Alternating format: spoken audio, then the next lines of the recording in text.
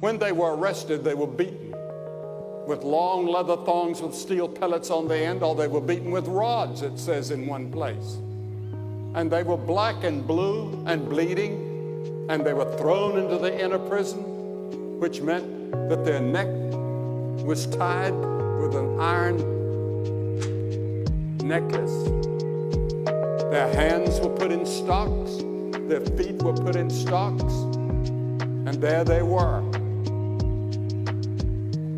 But you know what they did? By midnight, they began to sing praises to God. They began to testify. They began to tell what Christ had meant to them. The jailers was listening, and all the people in the jail were listening. And they kept on preaching. Finally, there came an earthquake, and the walls began to fall down from the jail. And the stocks that bound them were loosened.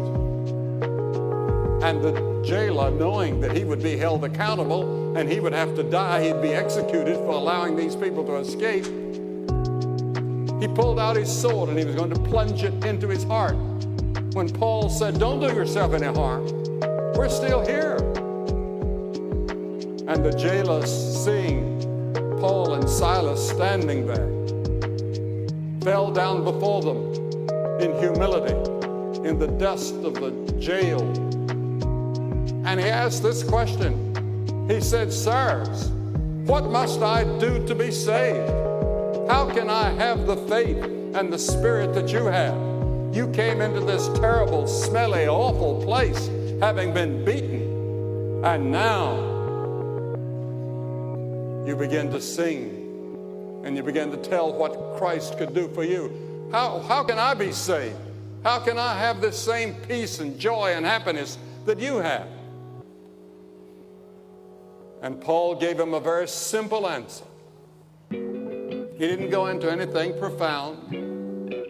He didn't go into a discussion of philosophy or psychology or world conditions. He said, "Believe on the Lord Jesus Christ, and thou shalt be saved, and thy house."